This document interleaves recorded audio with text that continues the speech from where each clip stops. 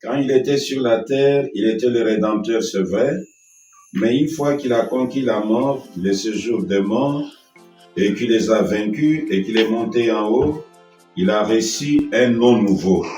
C'est pour cette raison que vous criez comme ils le font et qu'ils ne reçoivent rien. Amen. Ce sera révélé dans les tonnerres. Et je vais lire une écriture du Seigneur, ce qui va vous aider à découvrir peut-être ce que vous êtes, et vous le saviez lorsque vous étiez un enfant, mais vous ne saviez pas que c'était quoi au juste. Mais aujourd'hui, vous allez les comprendre, et cela va faire de vous une autre personne, et cette personne-là, on va l'appeler l'astronaute. Amen. Écoutez ce que le prophète Branham dit.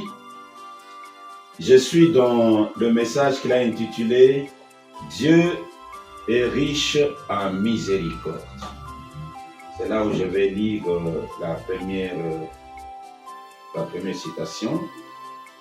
Je lis « Le Dieu qui est riche en miséricorde » prêché le 19 janvier 1965. Le prophète Branham fait cette déclaration depuis le paragraphe 47 en descendant. Beaucoup d'entre vous pourront être en communion avec moi sur cette pensée. Quand vous étiez un petit garçon ou une petite fille, vous vous promeniez et il y avait certaines choses qui, ça ne troublait pas les autres enfants. Mais c'est comme s'il y avait quelque chose en vous qui s'écriait. Il y avait Dieu quelque part, et pourtant vous étiez un pécheur. Vous vous en souvenez? L'Assemblée dit Amen. Amen. Certainement. Or, qu'est-ce que c'était ça? C'était une petite forme de vie qui était à l'intérieur de vous à l'époque. Vous pouvez être avec les enfants, les amis, les autres veulent faire n'importe quoi, mais vous sentez une résistance. Vous sentez seulement la profondeur qui vous appelle à reconnaître que Dieu existe quelque part. Branham dit, ce qui vous faisait là, c'était une petite forme de vie qui était à l'intérieur de vous à l'époque. Ensuite, au bout d'un certain temps, vous avez entendu l'évangile. Peut-être que vous alliez à l'église. Vous broutiez ici et là. Et vous passiez d'une dénomination à l'autre.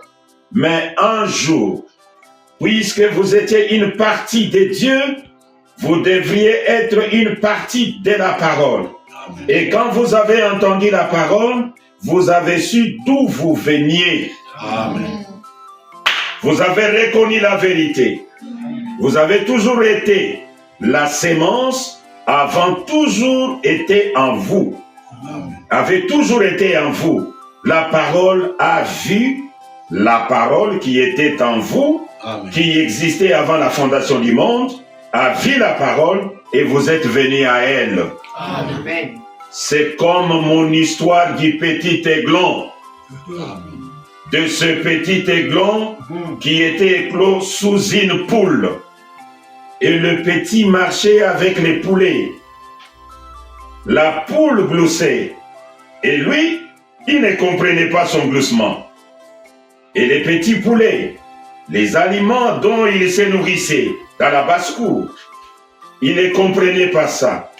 Comme il arrivait à faire ça, mais il y avait quelque chose en lui qui était différent, semble-t-il, de ce poulet. C'est parce que, dès le départ, il était un aigle. Amen. C'est exact. Un jour, sa maman est allée à sa recherche. Et quand il a entendu ce cri de l'aigle, c'était différent du gloussement de la poule. Amen. Lorsque ce petit a entendu le cri de la mère aigle, il a répondu à l'appel de sa mère. C'est ce qui nous est arrivé. Et Branham dit, lorsque nous avons entendu l'évangile, je lis juste dans les sceaux de Pâques, je saute beaucoup de choses. Le paragraphe 126, les sceaux de Pâques, prêché le 10 avril 1965. Il dit ceci. Quand un véritable fils de Dieu, je lis juste la partie B, quand un véritable fils de Dieu, prédestiné par la parole de Dieu, entend cette voix de Dieu, il s'élève et va à notre rencontre. Amen. Amen. Donc vous allez à la rencontre de qui? De William Branham. C'est lui la mère aigle. Il a survolé partout où nous étions. Et il a lancé des cris. Et nous, en tant que des aiglons, nous avons reconnu la voix de notre mère. Amen. Nous sommes des aigles. Et en tant que des aigles, le papa de Billy Paul dit ceci. Les comptes à rebours. Prêché le 25 novembre 1965 soir, le paragraphe 31. L'astronaute spirituel, ce sont des aigles. Amen. L'astronaute spirituel, ce sont des aigles. Amen. Il va au-delà de tous les credos dénominationnels, de toutes les barrières dénominationnelles, de toutes les conceptions dénominationnelles, de toutes leurs conceptions nébuleuses, et il est au-dessus de chaque nuage, de tout ce qui est visible. Il est là-haut dans le près des étoiles. L'astronaute et les croyants astronautes est aussi là-haut dans le lieu céleste. Il est là-haut au-delà de ces choses terrestres. Il est là-haut. Il est dans l'espace interplanétaire. Voyez, l'homme terrestre ne sait pas grand-chose de l'espace interplanétaire, mais si l'astronaute se trouve dans l'espace, il est là avec la chose. Maintenant, écoutez, je saute un peu. Il dit, assurément, vous êtes rattaché à la Terre.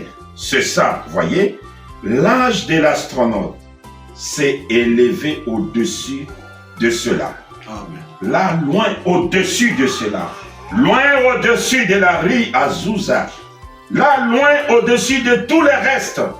La dernière chose que nous avons, c'est l'astronaute. Amen. Amen. Dieu ne cherche pas ceux qui mettent sur des chevaux et des Boeing. Il cherche des astronautes. Quelqu'un qui peut décoller et aller au-delà des raisonnements. Amen. Amen. Aller au-delà des raisonnements. Je vais aller directement à la chose. Ok. Maintenant, suivez ça bien. Je pense que c'est ça ce que je voulais dire. Paragraphe 33. L'astronaute naturel est contrôlé par un radar installé sur la Terre. C'est ce radar qui le contrôle. Vous avez peut-être vu cela à la télévision. Lorsqu'il monte, c'est à des kilomètres et des kilomètres et des kilomètres de distance.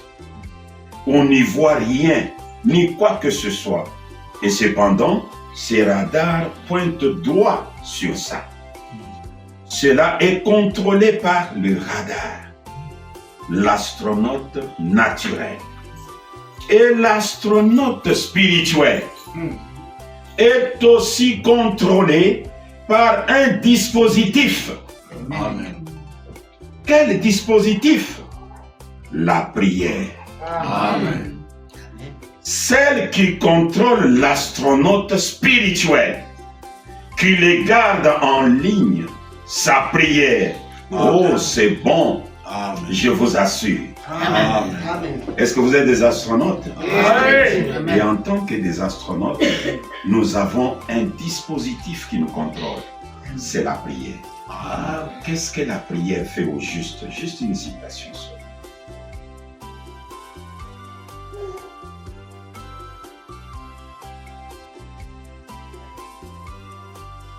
Il y en a beaucoup, mais je vais chercher quand même une qui peut aller directement au but.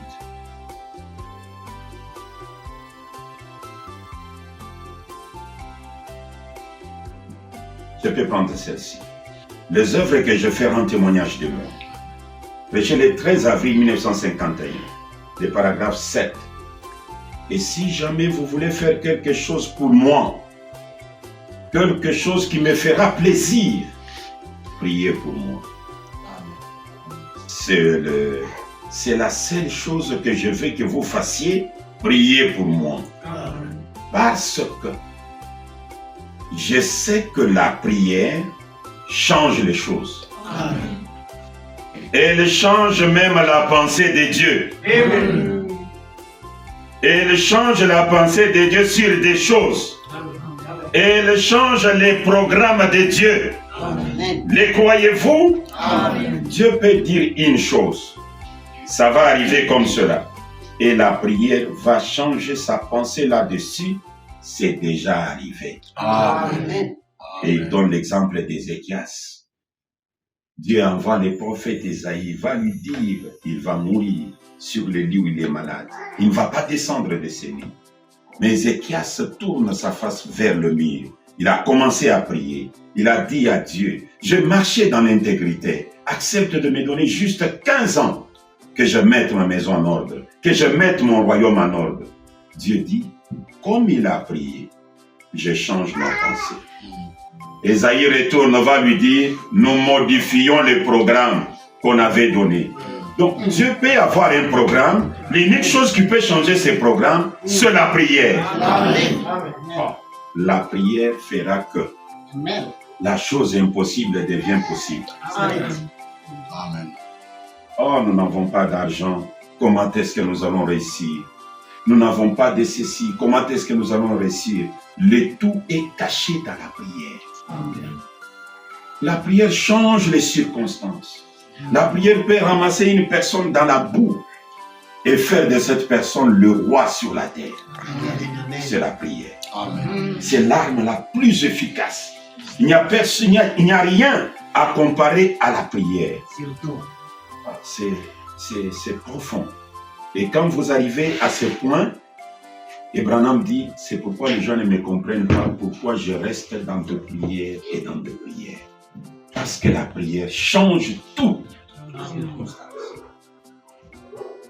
Même devant la mort, la prière change. Devant la famine, la prière change. Devant les difficultés, la prière change. Devant le péché, la prière change.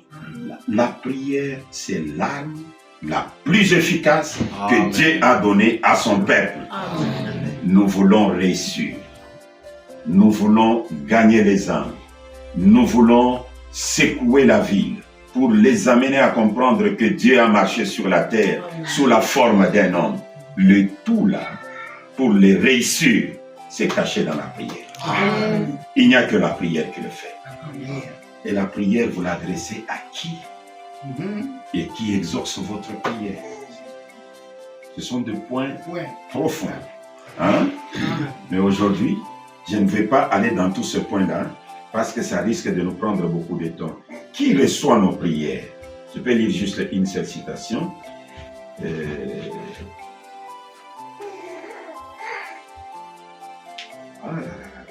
Excusez-moi, je lis ça au lieu de lire ce que j'ai pensé lire.